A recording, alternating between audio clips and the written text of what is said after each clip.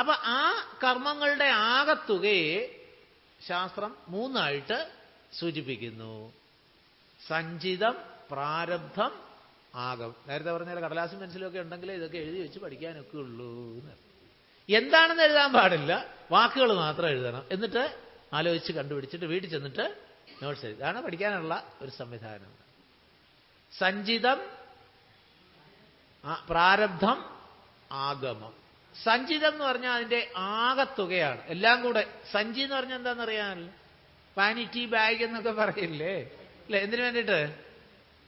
കിട്ടുന്നതൊക്കെ ഇടാനും കൊണ്ടുപോകാനുള്ളതൊക്കെ ഇടാനും അല്ലേ? ഒരു ചെറിയൊരു പേഴ്സ്, അതിനകത്ത് കുറച്ച് ചില്ലറ. എന്തിനാ? അമ്പലത്തിൽ ചെല്ലുമ്പോൾ ഓരോ പെട്ടിയിലും ഇങ്ങനെ ഇടാൻ വേണ്ടിയിട്ട് കുറച്ച് ചില്ലറ, പിന്നെ അത്യാവശ്യം ഒരു അഡ്രസ്സുള്ള കാർഡ്, പിന്നെ ഒരു ചെറിയൊരു ഡോട്ട് പെൻ, ഇതെല്ലാം കൂടെ ഇടുകയല്ലേ ബാഗ്. ഇങ്ങനെ വേണ്ടതൊക്കെ സമ്പാദിച്ചു വെക്കുന്നതിനെയാണ് സഞ്ചി എന്ന് പറയുന്നത്. സഞ്ചിത നിക്ഷേപം കേട്ടിട്ടുണ്ടല്ലേ? അപ്പൊ സഞ്ചിതം എന്ന വാക്കുകൊണ്ട് എന്താ സൂചിപ്പിക്കുന്നത്? നമ്മൾ സമ്പാദിച്ച് വെച്ചിട്ടുള്ളത്. അപ്പൊ ഈ സഞ്ചിയിൽ ഇരിക്കുന്നതും എല്ലാം കൂടെ ഉള്ളതിനെ സഞ്ചിതം എന്ന് പറയുന്നു. അതിൽ നിന്ന് ഇപ്പോൾ അനുഭവിക്കാൻ പാകമായി മെച്യൂറായ കർമ്മങ്ങളെയാണ് പ്രാരബ്ധം എന്ന് സൂചിപ്പിക്കുന്നത്. ഉദാഹരണം പറയണമെങ്കിൽ, അപ്പത്തിന് മാവരച്ചു വെച്ചു, എന്നിട്ട് നാളെ എടുക്കാനുള്ളത് ഇന്ന് വെളിയിൽ വെച്ചു, മറ്റന്നാളത്തേക്കുള്ളത് അപ്പോഴേ ഫ്രിഡ്ജിലും വെച്ചു. എളുപ്പം മനസ്സിലാവും. നമ്മുടെ ഇവിടെ ഇങ്ങനെ കാണാറുള്ളതുണ്ടാവും എളുപ്പം ഈ ഉദാഹരണം. അപ്പൊ നാളെ എടുക്കാനായിട്ട് ഇന്ന് വെളിയിൽ വെച്ചിട്ട് നാളെ എടുക്കുന്നതാണ് പ്രാരബ്ധം. ഫ്രിഡ്ജ് വെച്ചിട്ട് മറ്റന്നാൾ എടുക്കുന്നതാണ് സഞ്ചിതം. മുഴുവനും കൂടെ ഉള്ളതിനെ സഞ്ചിതം. അതിൽ നിന്ന് ഇപ്പോൾ വേറൊരു ഉദാഹരണം പറയാം. ഇപ്പോൾ കുറേ പൈസയുണ്ട്, പല ഇതായിട്ട് ബ്രേക്ക് ചെയ്ത്, ഇപ്പൊ പലരും അങ്ങനെയൊക്കെയാണല്ലോ ഇടുക. ഫിക്സഡ് ഡെപ്പോസിറ്റിൽ കൊണ്ടിട്ടു, പല ഡേറ്റിലായിട്ട്, കുറച്ച് ഭാര്യയുടെ പേരിൽ, കുറച്ച് മക്കളുടെ പേരിൽ ഒക്കെ ആയിട്ട് ഇട്ടു. സ്വിസ് ബാങ്കിലും ഒക്കെ ആവാം. ഇന്നലെ കണ്ടു കണക്കൊക്കെ വന്നിട്ടുണ്ട്, സ്വിസ് ബാങ്കിലെ കണക്ക് അല്ലേ? ഇത് പല ഡേറ്റില് ഒരു വർഷത്തേക്ക് ഇട്ടാൽ എല്ലാം കൂടെ ഒരുമിച്ചായിരിക്കുമോ മെച്യൂർ ചെയ്യുന്നത്? അല്ലല്ലോ, നമുക്കൊക്കെ അറിയാം അല്ലേ? ഒരു വർഷത്തെ കാലാവധിക്ക് 4 മാസത്തെ ഇടവേളകളിലാണ് പൈസ ഇട്ടതെങ്കിൽ മെച്യൂർ ചെയ്യുന്നത് എങ്ങനെയായിരിക്കും? ഇങ്ങനെ അപ്പോഴപ്പോഴും മെച്യൂർ ആകുന്നതിനെയാണ് പ്രാരബ്ധം എന്ന് പറയുന്നത്. അതായത് നമ്മളിപ്പോൾ എടുത്തിരിക്കുന്ന ജന്മത്തിൽ ജനനം മുതൽ മരണം വരെ അനുഭവിക്കുന്ന അനുഭവങ്ങളുടെ ആകത്തുകയാണ് പ്രാരബ്ധം എന്ന് പറയുന്നത്. അപ്പൊ നേരത്തെ പറഞ്ഞ അർത്ഥമൊന്നും അതിനില്ല എന്ന് മനസ്സിലാക്കണം. ഏത്? കഷ്ടപ്പാടുകളെയാണ് പ്രാരബ്ധം എന്ന് പറയരുത് എന്ന്. സുഖമായിട്ടും ദുഃഖമായിട്ടും മിശ്രിതമായിട്ടും ന്യൂട്രലായിട്ടും ഒക്കെ ഒരു ജന്മത്തിൽ നമ്മൾ അനുഭവിക്കേണ്ട എല്ലാ അനുഭവങ്ങളുടെയും ആകത്തുകയാണ് പ്രാരബ്ധം. ഇത് ശാസ്ത്രീയമാണ്. ഇതൊക്കെ കുറച്ചൊക്കെ അടിസ്ഥാനപരമായിട്ട് നമ്മൾ മനസ്സിലാക്കിയിരിക്കണം വേദാന്തമൊക്കെ പഠിക്കുമ്പോൾ. അതുകൊണ്ടാണല്ലോ ആചാര്യന്മാർ ഇതൊക്കെ ഇതിൽ സൂചിപ്പിക്കുന്നത് എന്ന്. ഇല്ലെങ്കിൽ പ്രാരബ്ധ വിഘ്നങ്ങളെന്ന് എഴുത്തച്ഛൻ സൂചിപ്പിക്കേണ്ട കാര്യമില്ല എന്നർത്ഥം. ഇത്രയൊക്കെ പറഞ്ഞു കൊടുത്തോട്ടെ എന്ന് വിചാരിച്ചിട്ട് തന്നെയാണ് എന്നർത്ഥം. ഇപ്പൊ ഏതാണ്ടൊരു പിടി കിട്ടിയോ? സഞ്ചിതം, തിരുവനന്തപുരം ഭാഷ പറഞ്ഞ ആകെ മൊത്തം ടോട്ടൽ, അവിടെ എല്ലാം കൂടെ ചേർത്ത് ആരും ഇല്ലല്ലേ, അങ്ങനൊരു സംവിധാനമുണ്ട്. ആകെ മൊത്തം ടോട്ടൽ ഒരേ അർത്ഥം സൂചിപ്പിക്കുന്ന പല വാക്കുകൾ പറയുക, അവിടെ ഒരു ശൈലിയുണ്ട് എന്ന്. അങ്ങനെ ആകെ മൊത്തം ടോട്ടലായിട്ടിരിക്കുന്നതാണ് സഞ്ചിതം. അതിൽ നിന്ന് മെച്യൂറായത്, പാകമായത്, എടുക്കാനായത് പ്രാരബ്ധം. ഈ പ്രാരബ്ധം അനുഭവിച്ചുകൊണ്ടിരിക്കുമ്പോൾ കർമ്മ ഫലമായിട്ട് വീണ്ടും വന്നുകൊണ്ടിരിക്കുന്നു. നേരത്തെ പറഞ്ഞ ഉദാഹരണം ഫിക്സഡ് ഡെപ്പോസിറ്റിന്റെ ഉദാഹരണമാണെങ്കിൽ, മെച്യൂറായ ഫിക്സഡ് ഡെപ്പോസിറ്റ് എടുത്ത് ബിസിനസ്സൊക്കെ ട്രാൻസാക്ഷനൊക്കെ നടത്തി 50,000 രൂപ കിട്ടി. അതുകൊണ്ട് ബിസിനസ്സിലൊക്കെ ഇട്ട് ഗുഡുഗുഡുഗുഡൊക്കെ ആക്കി കഴിഞ്ഞപ്പോൾ അത് 60,000 ആയെങ്കിൽ ആ 10,000-നെ എന്ത് പറയും? ആഗമം എന്ന് പറഞ്ഞാൽ പ്രാരബ്ധം അനുഭവിച്ചുകൊണ്ടിരിക്കുമ്പോൾ അതിൽ നിന്നുണ്ടാകുന്ന കർമ്മഫലങ്ങളെയാണ് ആഗമം എന്ന് പറഞ്ഞാൽ വന്നു ചേർന്നത് എന്നർത്ഥം. ഗീത പഠിച്ചപ്പോൾ നമ്മൾ കണ്ടില്ലേ, ആഗമാപായിനോ അനിത്യാഹ, ആഗമാഹ, ആഗമം വന്നു ചേർന്നത് അല്ലേ? ആ വാക്കുകളുടെ അർത്ഥം കൂടെ ഉറപ്പിച്ച ഈസി ആയിട്ട് മനസ്സിലാകും. പ്രകർഷേണ ആരബ്ധം പ്രാരബ്ധം, സൂക്ഷിച്ചു വെക്കുന്നത് സഞ്ചിതം അല്ലേ? പ്രാരബ്ധത്തിൽ നിന്ന് വന്നു ചേരുന്നത് ആഗമം.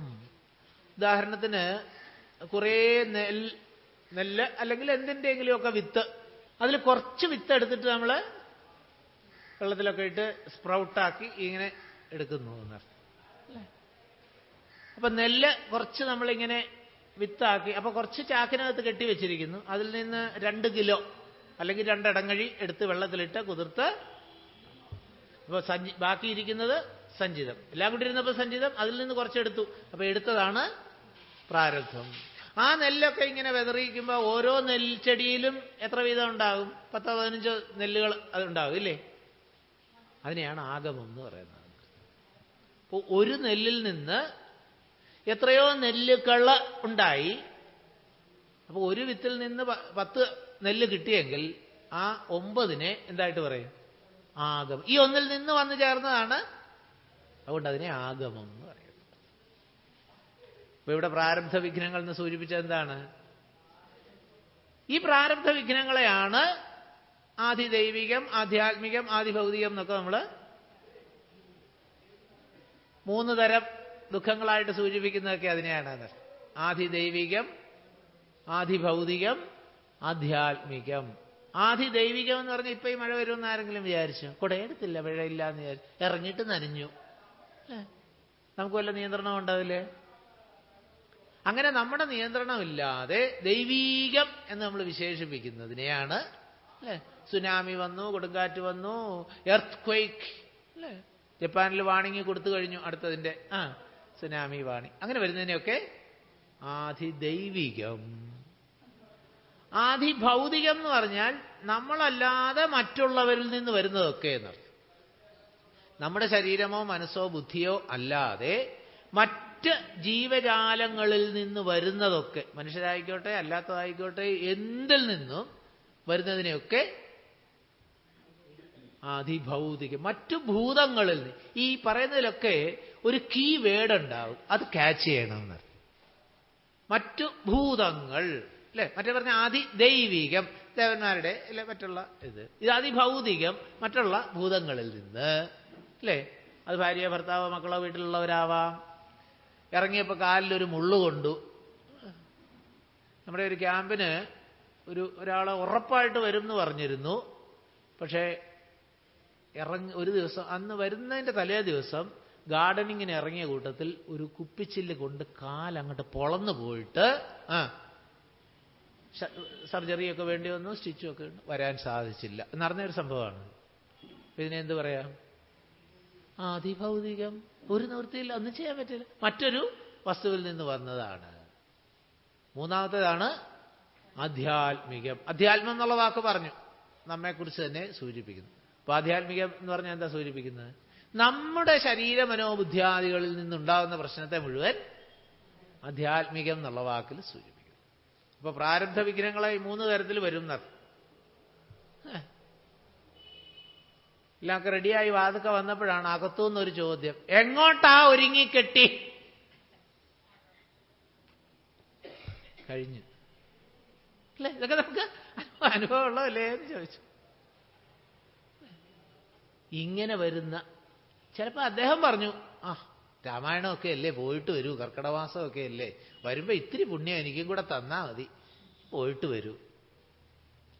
ഇങ്ങോട്ട് ഇറങ്ങിയപ്പോഴാണ് ഒരു ശങ്ക.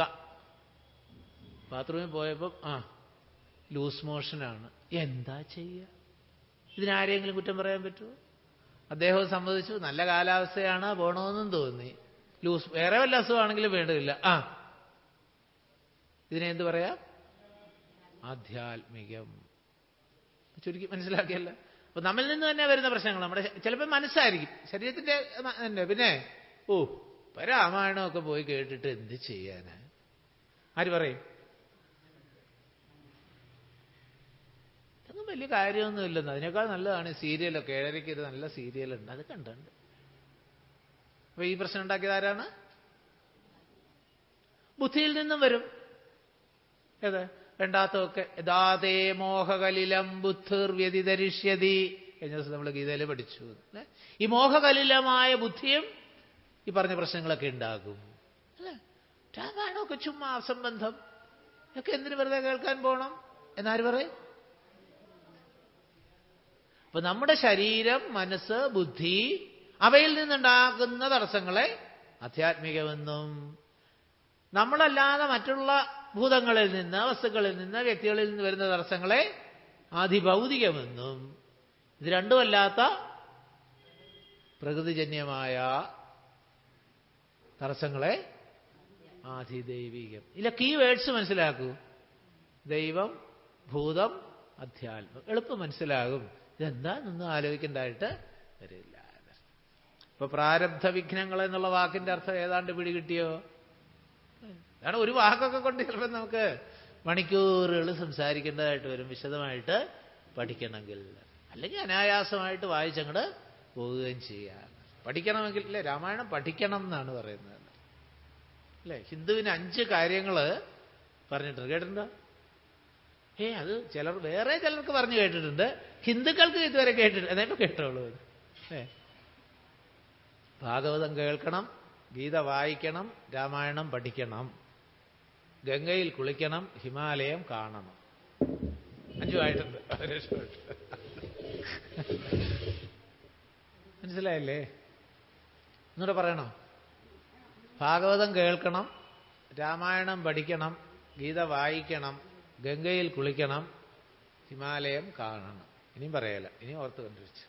5 കാര്യം ഓർക്കാൻ ഇത്ര പ്രയാസമുണ്ട് അല്ലേ? ഇത് 3 ഓർക്കാൻ എളുപ്പമായില്ലേ? ഇതിപ്പോ അങ്ങോട്ടും ഇങ്ങോട്ടും വായിക്കണം പഠിക്കണം എന്ന് പറഞ്ഞ് ഇത്തിരി മാറിയാലും ഭാഗവതം, ഭഗവത്ഗീത, രാമായണം, പിന്നെ ഗംഗ, ഹിമാലയം, അത് രണ്ടും കണക്റ്റഡ് അല്ലേ?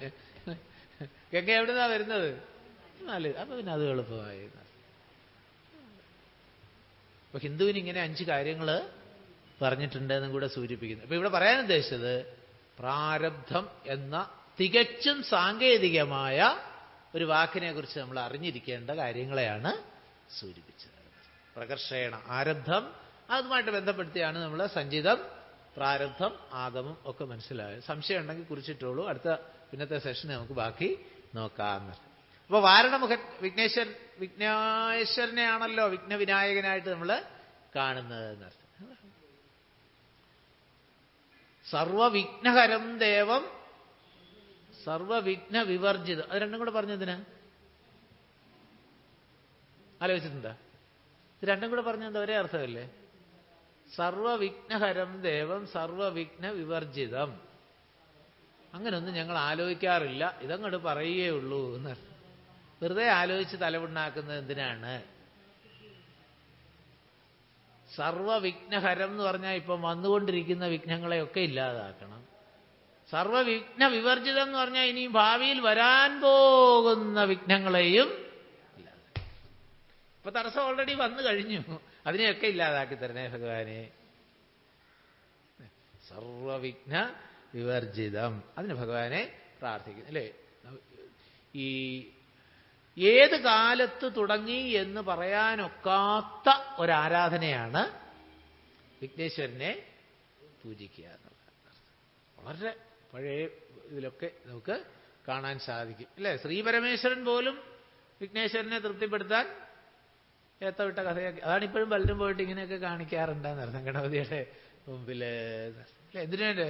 വിഘ്നേശ്വരനെ പ്രസാദിപ്പിക്കാൻ വേണ്ടിയിട്ട്. കാരണം ചിരിപ്പിച്ചപ്പോഴാണ് ഉള്ളിലുള്ളതൊക്കെ കുബേരന്റെ അവിടെ നിന്ന് വിഴുങ്ങിയതൊക്കെ വെളിയിൽ വന്നത്. അപ്പൊ ഗണപതിക്ക് പ്രസാദിക്കാൻ ഇത് നല്ലതാണെന്ന് പറഞ്ഞതുകൊണ്ടാണ് ചെയ്യുന്നത്. പാലാഴി മധുരം നടന്നപ്പോൾ തടസ്സങ്ങൾ വന്നപ്പോൾ ആരോ ചോദിച്ചു, ഭഗവാൻ ചോദിച്ചതിന് വിഘ്നേശ്വരനുള്ളത് കൊടുത്തില്ല ഇല്ലേ? അയ്യോ ഇല്ല.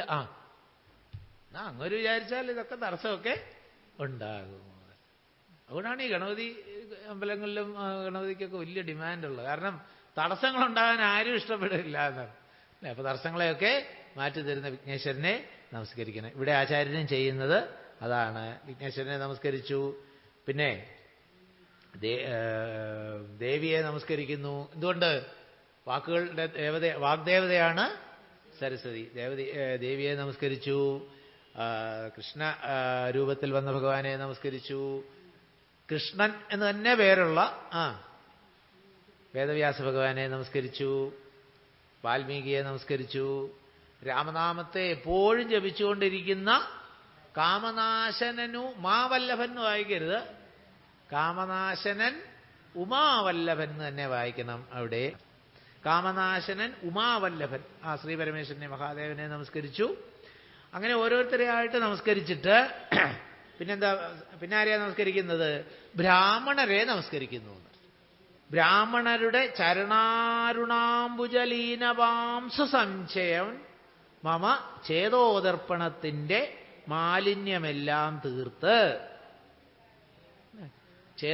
ദർപ്പണം എന്ന് പറഞ്ഞാൽ കണ്ണാടി. ദർപ്പണം എന്ന് പേര് വന്നത് എന്തുകൊണ്ടാണ്? കണ്ണാടിക്ക്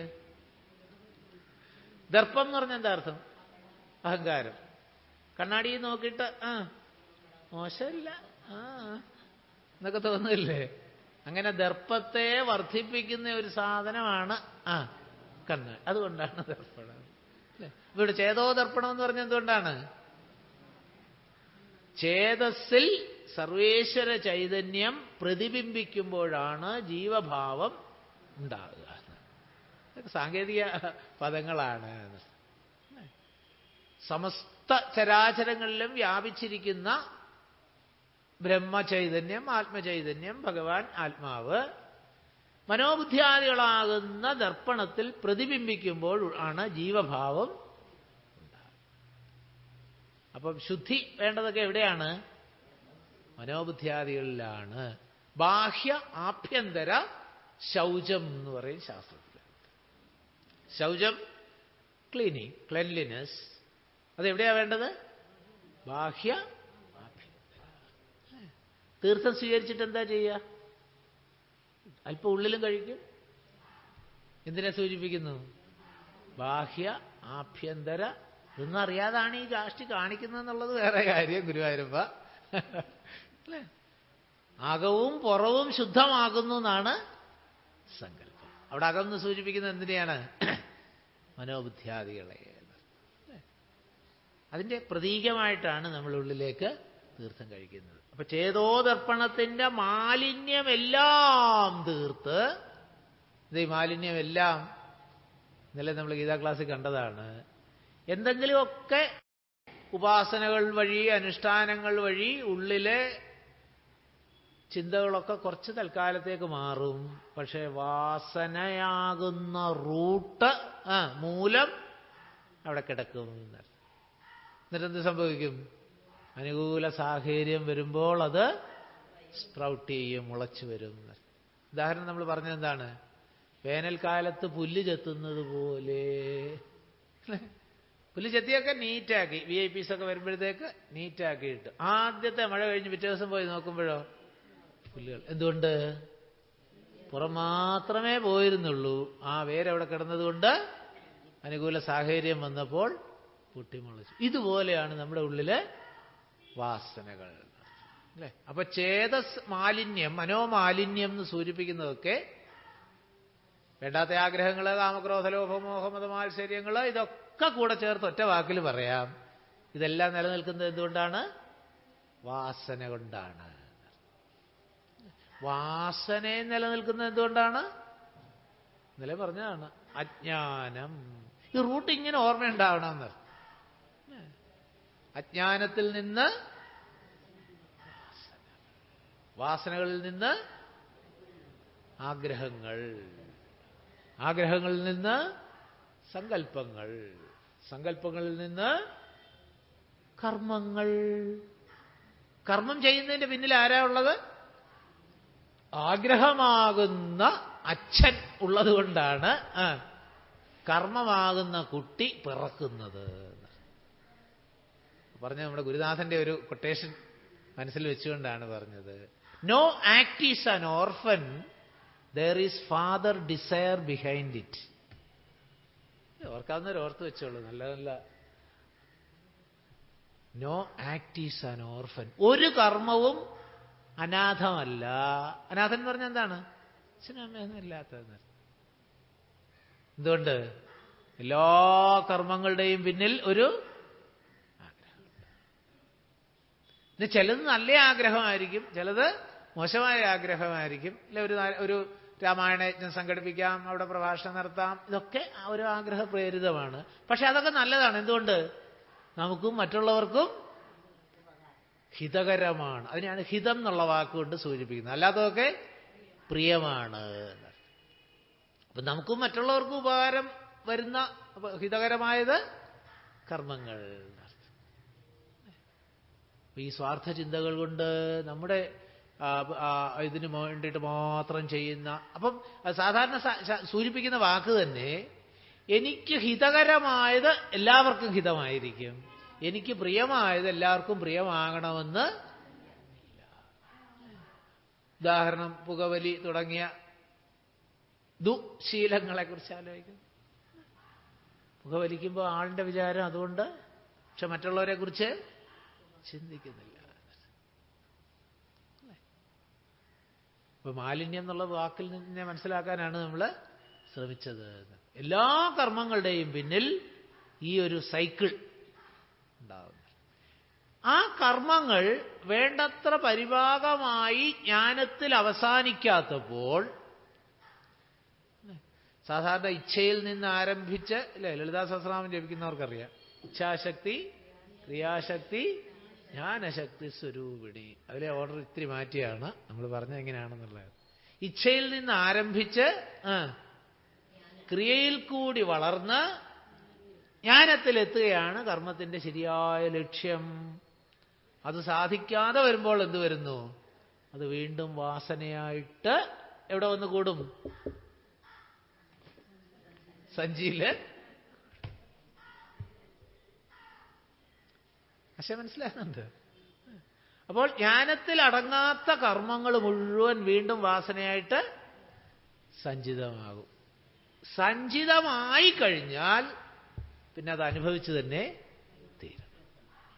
അവശ്യം അനുഭോക്തവ്യം കൃതകർമ്മ ശുഭാശുഭം. ശുഭവും അശുഭവുമായിട്ട് ചെയ്ത് കഴിഞ്ഞ കർമ്മങ്ങളുടെയൊക്കെ ഫലം അവശ്യം അനുഭോക്തവ്യം, അനുഭവിച്ചു തന്നെ തീരണം. ലാഭുക്തം ക്ഷീയതേ കർമ്മ കൽപ്പകോടി ശതൈരവി. കൽപ്പകോടിക്കാലം കഴിഞ്ഞാലും ആ കർമ്മം നിങ്ങളെ അന്വേഷിച്ചു വരും. അത് വരാതിരിക്കണമെങ്കിൽ ഒരൊറ്റ വഴിയേ ഉള്ളൂ. എന്ത്? ജ്ഞാനപ്രാപ്തി, അറിവ് നേടൽ. കാരണം ഇതൊക്കെ നിലനിൽക്കുന്നത് എന്തുകൊണ്ടാണ്? അജ്ഞാനമുള്ളത് കൊണ്ടാണ്. അജ്ഞാനമാകുന്ന അടിത്തറയിലാണിത് മുഴുവൻ കെട്ടിപ്പടുത്തിരിക്കുന്നത്. അജ്ഞാനം പോകുന്ന മാത്രയിൽ പിന്നെ സഞ്ചിതവുമില്ല, ആഗമവുമില്ല. ഉണ്ട്, അതാണ് പ്രാരബ്ധം ബാക്കി നിൽക്കും. ആർക്ക്? ഇപ്പോൾ പ്രാരബ്ധം എനിക്കാണ്, പക്ഷെ ഈ ജ്ഞാനം നേടിക്കഴിഞ്ഞാൽ പിന്നെ പ്രാരബ്ധം ആർക്കാണ്? ശരീരത്തിൻ്റെതാണ്, എൻ്റെ അല്ല. കാരണം ഞാൻ ഈ ശരീരമല്ല എന്ന് ബോധിച്ചു കഴിഞ്ഞാൽ ശരീരത്തിൻ്റെ അനുഭവങ്ങളൊന്നും എൻ്റേതല്ല. പാവം ശരീരം അല്ലേ, പണ്ട് ചെയ്തതിൻ്റെ അല്ലേ, അനുഭവിച്ചോളൂ. ഹരിയോം, പറഞ്ഞോളൂ. ഇത് വരണമെങ്കിൽ എന്ത് വേണം? ഞാൻ ഈ ശരീരമല്ല, മനസ്സല്ല, ബുദ്ധിയല്ല, ജഡങ്ങളായ ശരീരമനോബുദ്ധിയാദികളെ പ്രകാശിപ്പിച്ചുകൊണ്ട് വിളങ്ങുന്ന സർവേശ്വര ചൈതന്യമാണ് എന്ന് ഉറയ്ക്കണം. ഇതാണ് അറിവ്, ഈ ജ്ഞാനമാണ് നേടൽ. അതാണ് ഭഗവാൻ ഗീതയിൽ പറഞ്ഞത്, സർവം കർമാഖിലം പാർത്ഥ ജ്ഞാനേ പരിസമാപ്യതേ. സർവം കർമ്മ അഖിലം. ഈ സർവം എന്ന് പറഞ്ഞു പിന്നെ അഖിലം എന്നും കൂടെ പറഞ്ഞ എന്തിനാണ്? ഇപ്പൊ പറഞ്ഞ പോലാണ് അല്ലേ? സമസ്ത കർമ്മങ്ങളും വാസനകളോടുകൂടി ജ്ഞാനേ പരിസമാപ്യതേ. അങ്ങനെ ജ്ഞാനം നേടിയിട്ട് വീണ്ടും ഈ ശരീരത്തിൽ തന്നെ ഇരിക്കുന്ന ജീവനെയാണ് ജീവൻ മുക്തൻ എന്ന് പറയുന്നത്. Living liberated or liberated while living. ജീവിച്ചിരിക്കുമ്പോഴേ മുക്തന്മാരാണ്. അടിമലർതൊഴുകിലൊരിച്ഛാഹീനം മുക്തന്മാരവർ. കേൾക്കണമെളുതായുണ്ട് രഹസ്യം, ദുഷ്കൃതവും നിജസുഹൃതവും എല്ലാം കാൽക്കൽ നമസ്കൃതി ചെയ്തു മുകുന്ദനിലാക്കുക. വേണ്ടാത്തതൊക്കെയാണ് ചെയ്തിട്ടുള്ളതെങ്കിൽ പോലും എന്തു വേണം? മുഴുവൻ ഭഗവാന് സമർപ്പിക്കാൻ കഴിയണം. അതോടുകൂടി പരമമായ സത്യമാണ് താൻ എന്ന് ബോധിക്കുമ്പോൾ ഈ കർമ്മങ്ങളെല്ലാം പിന്നെ നമ്മെ ഇപ്പൊ കർമ്മത്തിൽ നിന്ന് മോചനം എപ്പോഴാണ് ഉണ്ടാകുക? ജ്ഞാനപ്രാപ്തിയിൽ മാത്രമാണ്. അല്ലെങ്കിൽ വീണ്ടും കർമ്മത്തിന്റെ അകത്ത് കിടന്നിങ്ങനെ കറങ്ങും. എങ്ങനെ? കൂപേ വീണുഴലുന്നതുപോലെ ഗഹേ വീണുഴലുന്ന ജനാനാം ആപദ്ഗണമകലേണ്ടുകിൽ മുനിജനവാക്കുകൾ പറയാം നാരായണ ജയ. ഇതവിടെ മുനിജനവാക്കുകൾ ഉദ്ദേശിച്ചത് ഉപനിഷത് ജ്ഞാനം. ഋഷിപ്രോക്തമായ നമ്മുടെ ഉപനിഷത്തുകളിലെ ജ്ഞാനമല്ലാതെ വേറെ യാതൊരു വഴിയും ഇതിന്. കേൾക്കണം, എളുതായുണ്ട് രഹസ്യം. അല്ലേ? രഹസ്യമാണ്, പക്ഷെ വളരെ എളുതാണ്, അനായാസമാണ്, ഈസി ആയിട്ട് ചെയ്യാവുന്നതാണ്. സമസ്ത കർമാർപ്പണം ഭവതി കരോമി ഞാൻ സമസ്തം അപരാധം ക്ഷമസ്വ ജഗൽപദേ. രാമായണത്തിൽ കാണാൻ പോകുന്നുണ്ടായിരുന്നു. സമസ്ത കർമ്മങ്ങളെയും ഭഗവാന് അർപ്പിതമായിട്ട് ചെയ്യും. അല്ലേ? അപ്പോൾ ഭക്തന്റെ ഭാഷയിൽ കർമ്മങ്ങളെയൊക്കെ ഭഗവാന് സമർപ്പിക്കുന്നു. ഞാൻ രണ്ടും രണ്ടല്ല, എങ്കിലും രണ്ടെന്ന് തോന്നുമ്പോൾ മനസ്സിലാക്കാനുള്ള ഭാഷ പറയുകയാണ്. ജ്ഞാനിയുടെ ഭാഷയിലോ അഖിലം ഞാനിതെന്ന വഴി തോന്നേണമേ. ഞാനെന്ന ഭാവം തോന്നാതിരിക്കട്ടെ ഭഗവാൻ. അഥവാ തോന്നുകയാണെങ്കിലോ? അഖിലം എന്ന് പറഞ്ഞാൽ എന്താണ്? സമസ്ത ചരാചരങ്ങളിലും വ്യാപിച്ചു നിൽക്കുന്ന ആ അഖണ്ഡ സച്ചിദാനന്ദ സ്വരൂപമാണ് ഞാൻ എന്ന്. അവിടെ ഞാനുണ്ട്. പക്ഷെ ആ ഞാൻ ഏതാണ്? ചെറിയ ഞാനല്ല, പിന്നെ ഇമ്മിണി വലിയ ഞാൻ. എന്താ സുന്ദരമായ പ്രാർത്ഥനയാണ്. ആനന്ദ ചിന്മയ ഹരേ ഗോപികാരമണ ഞാനെന്ന ഭാവമതു തോന്നായിക വേണമിഹ തോന്നുന്നതാകിലഖിലം ഞാനിതെന്ന വഴി തോന്നേണമേ. ഇത്ര സുന്ദരമായ പ്രാർത്ഥനയാണ്. ഈ ഭാവം വന്നു കഴിയുമ്പോൾ പിന്നെ കർമ്മങ്ങളൊന്നും നമ്മെ വേട്ടയാടുന്നില്ല. സർവം കർമാഖിലം വാർത്ഥ ജ്ഞാനേ പരിസമാപ്യതേ. എല്ലാ ആഗ്രഹങ്ങളും കർമ്മങ്ങളും വാസനകളോടുകൂടി ജ്ഞാനാഗ്നിയിൽ ഇല്ലാതെയാണ്. കാരണം ഇത് മുഴുവൻ നിലനിൽക്കുന്നത് അജ്ഞാനം കൊണ്ടാണ് എന്നർത്ഥം. ഇതൊക്കെ പറയാൻ കാര്യം എന്താണ്? നേരത്തെ പറഞ്ഞ പോലെ ലിങ്ക് വിട്ടുപോയോ? ചേതോദർപ്പണത്തിന്റെ മാലിന്യം. അപ്പൊ മാലിന്യത്തിന്റെ ഏറ്റവും താഴത്തെ റൂട്ട് എന്താണ്? അജ്ഞാനം. അതിൽ നിന്ന് വാസന, വാസനയിൽ നിന്ന് ആഗ്രഹങ്ങൾ, ആഗ്രഹങ്ങളിൽ നിന്ന് സങ്കല്പങ്ങൾ, സങ്കല്പങ്ങളിൽ നിന്ന് കർമ്മങ്ങൾ. ആദ്യം കേൾക്കുമ്പോൾ ഇത്തിരി പ്രയാസം തോന്നും, പിന്നെ ചിന്തിച്ചത് വളരെ ഈസി ആയിട്ട് മനസ്സിലാകും. കർമ്മത്തിന്റെ അവസ്ഥയിൽ രണ്ട് ഓപ്ഷൻ ഉണ്ട്. അല്ല, ഇങ്ങനെ പറയല്ലേ, ഈ ഇതിലേതെങ്കിലും ഒരു വിരലിൽ തൊടുമെന്ന് പറഞ്ഞ രണ്ട് ഓപ്ഷൻ ഉണ്ട്. ഒന്ന്, കർമ്മം പൂർണ്ണമായിട്ട് സംതൃപ്തിയിൽ എത്തിയാൽ കർമ്മം അവസാനിക്കും. അങ്ങനെ എത്താത്ത കർമ്മങ്ങളൊക്കെ തിരിച്ച് വീണ്ടും, അല്ലേ? നമുക്ക് പലപ്പോഴും ഈ വിഷയവാസനകൾ അനുഭവിക്കുമ്പോൾ അനുഭവിച്ചിന്ന് മതിയാവാറുണ്ടോ?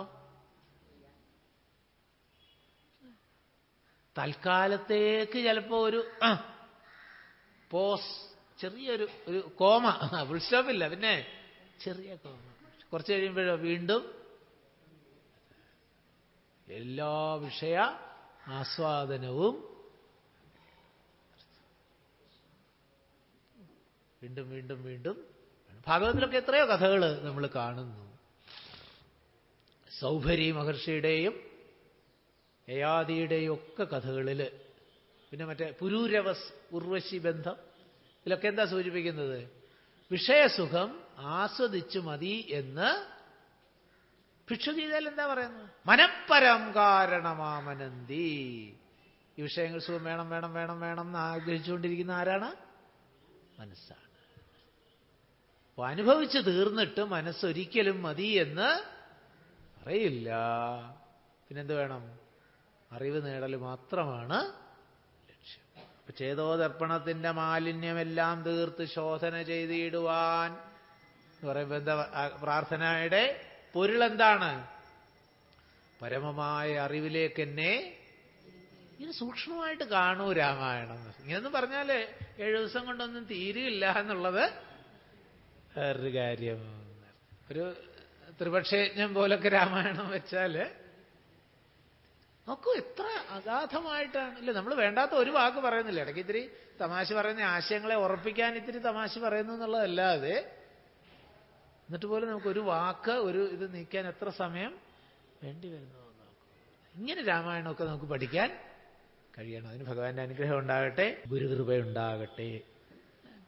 ഇത് നന്നായിട്ട് ഉറപ്പിച്ചാൽ വീണ്ടും രാമായണം വായിക്കുമ്പോൾ ഈ ആശയമൊക്കെ നമുക്ക് നന്നായിട്ട് വരും. ചേതോദർപ്പണത്തിന്റെ മാലിന്യമെല്ലാം തീർത്ത് ശോധന ചെയ്തിടുവാൻ അവോളം വന്ദിക്കുന്നേൻ. ഭഗവത് അനുഗ്രഹം ഉണ്ടാകട്ടെ. ഇതിന് ആധാരം നാനാജഗന്മയനാൻ ഭഗവാനും വേദമെന്നല്ലോ ഗുരുനാഥൻ താൻ അരുൾ ചെയ്തു. ഗുരുനാഥൻ അരുൾ ചെയ്ത് അറിയാം. ആധാരം, സപ്പോർട്ട് എന്താണുള്ളത്?